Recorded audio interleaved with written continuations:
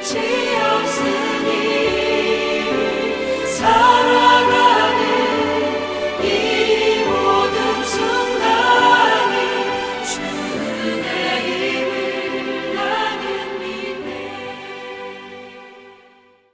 성경의 수업을 걷다. 오늘은 욥기 40장입니다. 하나님은 욥에게 나타나셔서 땅과 하늘 그리고 그 속에서 살아가는 다양한 동물들에 대해 말씀하셨습니다. 그 후에 하나님은 욥에게 답변할 것을 요구하셨어요. 지금까지 욥은 하나님을 만나기 전 친구들과의 논쟁을 통해 끊임없이 하나님께 호소했고 하나님과 만나기를 소원했습니다. 그런데 욥의 소망이 이루어진 거예요. 하나님은 욥에게 나타나셨고 욥에게 말씀하셨습니다. 하나님은 38장부터 39장까지 말씀하신 후 오늘 40장에서 욥에게 답변을 요구하면서 이렇게 말씀하였습니다. 2절입니다. 트집 잡는 자가 전능자와 다투겠느냐? 하나님을 탓하는 자는 대답할지니라. 트집 잡다와 탓을 한다는 히브리어는 법률 논쟁에서 주로 사용되는 단어입니다. 욥이 친구들과 논쟁을 하면서 무엇이라고 했습니까?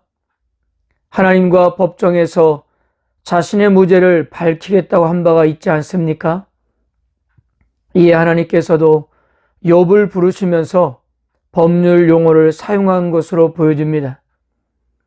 이 말은 하나님께서 자신의 엄청난 힘으로 욥을 누르시겠다는 것이 아니라 마치 법정에서 쌍방간의 옳고 그름을 가리듯이 공정하게 따져보다는 것이었습니다. 그래서 하나님은 마치 법정에서 자신의 말이 끝나고 상대방에게 자신이 한 말에 대해 답변할 것을 요구하고 계신 듯해요. 그렇다면 욥은 하나님 말씀에 어떻게 반응했을까요? 4절에서 5절입니다. 보소서 나는 비천한 자오니 무엇이라 주께 대답하리이까? 손으로 내 입을 가릴 뿐이로소이다. 내가 한번 말하였사온 즉 다시는 더 대답하지 아니하겠나이다. 욥은 크신 하나님에 비해 자신이 너무 작고 비천한 자임을 고백하면서 손으로 입을 가릴 뿐이며 더는 대답하지 않겠다고 했습니다. 이것은 겸손한 자세이며 하나님 말씀을 더 듣고 싶다는 간접적인 요청이었던 거예요. 만약 욥이 첫 번째 하나님의 말씀에 불만이 있었다면 친구들과 논쟁할 때의 기세로 하나님께 직접 따졌을 것입니다. 그러나 욥은 그리하지 않았습니다. 하나님 말씀에 많은 교훈과 깨달음을 얻었던 거예요. 친구들과 논쟁에서 마치 세상의 모든 이치를 다 알고 있는 것처럼 말했지만 실제로 아는 것보다 모르는 것이 더 많다는 것을 알게 되었던 것입니다. 최소한 하나님의 다스림에 대해 새로운 관점과 열린 마음으로 접근할 수 있었던 거예요. 6절부터 하나님은 욥에게 두 번째 말씀하시는데요. 이 말씀은 그동안 욥이 듣고 싶어 했던 인간 사이의 정의와 공의에 대한 내용입니다. 하나님은 욥에게 너의 의를 세우기에 나의 공의를 부인하며 나를 악하다 하느냐라며 책망하셨는데요.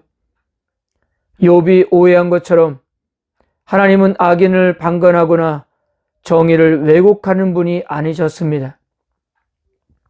하나님이야말로 이 세상을 공의와 정의로 통치하시는 분이시고 악인들을 제압하고 약자들을 구원해냄으로써 하나님의 하나님 되심을 보여줄 수 있는 힘과 능력이 있었기 때문입니다.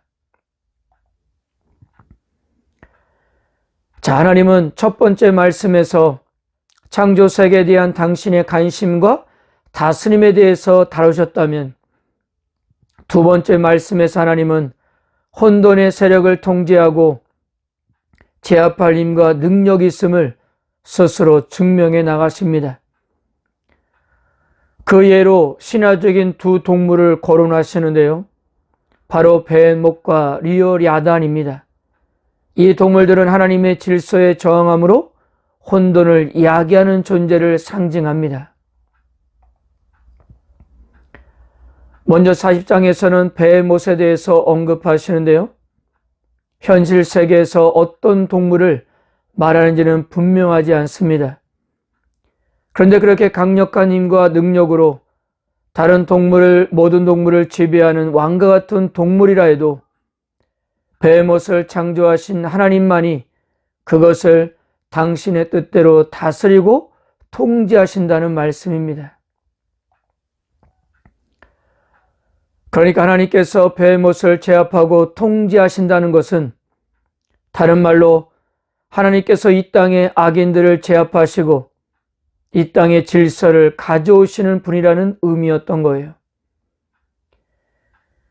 욥은 하나님의 이러한 모습을 깨닫고 하나님만이 혼돈 세력들을 제압하심으로 이 땅의 질서를 가져오시는 분임을 인정해야 한다는 것이었어요.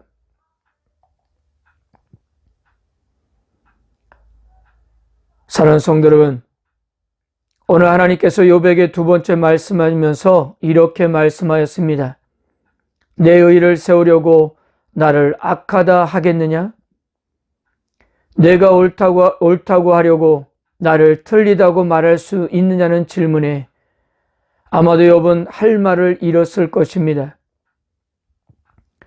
지금껏 욥은 자신의 고난 속에서, 의문 속에서, 시험 속에서 하나님을 놓치지 않았습니다.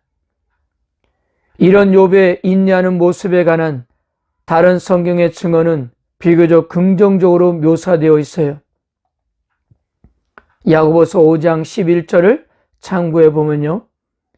보라, 인내하는 자를 우리가 복되다 하나니 너희가 욥의 인내를 들었고 주께서 주신 결말을 보았거니와 주는 가장 자비하시고 긍휼히 여기시는 이시니라. 그런데 욥기를 읽어보면 분명히 욥의 탄식에는 하나님의 일하심을 이해할 수 없다는 불만과 자신의 이해 범주를 벗어나 있는 하나님의 통치에 대한 의문과 반문으로 가득 차 있습니다. 하나님을 믿고 있고 그 믿음을 놓을 수는 없지만 하나님이 일하시는 방법을 이해할 수 없어서 비명을 질렀던 것입니다. 근데 여러분, 이것이 단지 욥에게만 일어난 일이라고 생각하십니까? 아닙니다. 모든 성도들이 매일 겪는 현실입니다. 우리는 예수 안에서의 궁극적인 승리를 알고 있습니다. 또한 무엇으로도 방해할 수 없는, 무엇으로도 실패할 수 없는 우리를 향한 하나님의 사랑을 알고 있습니다. 그 무엇도 우리를 우리 주 그리스도 예수 안에 있는 하나님의 사랑에서 끊을 수 없다는 사실을 알고 있습니다. 그럼에도 현실은 만족스럽지 못하다는 거예요. 똑같이 어려움에 힘들어하고 당면된 고난을 이해하지 못하고 있는 것입니다. 그러니까 하나님의 궁극적인 권위와 통치는 인정하겠는데 하나님께서 일하시는 방식과 방법에 만족할 수가 없었던 것입니다. 그렇게 신실했던 욥도 일하시는 하나님의 방식에 대한 이해가 턱없이 부족했던 거예요. 성도 여러분, 하나님을 인정한다면 하나님께서 일하시는 방식도 인정해야 함을 믿으시길 바랍니다. 만약에 욥이 이해하는 범위 안에서만 하나님이 일하신다면 욥으로서는 좋겠지만 하나님은 하나님이시기를 포기하셔야 하는 것이 아닙니까?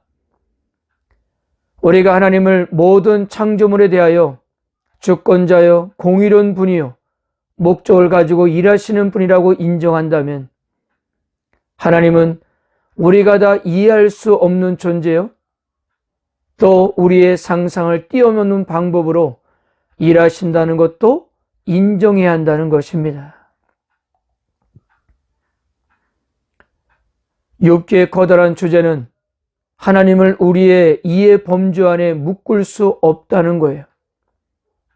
결국 욥은 자신의 이해 범주를 뛰어넘는 하나님을 만나게 되는 것이 아닙니까? 성도 여러분, 지금 우리의 현실에서 하나님의 일하심을 인정한다는 것이 여간 어려운 일이 아닙니다. 그럼에도 최선을 다하여 하나님의 선하심과 공의를 신뢰하십시오. 우리의 이해력이 한계를 부딪히는 순간에도 하나님을 사랑하고 끝까지 하나님의 다스림을 신뢰하십시오.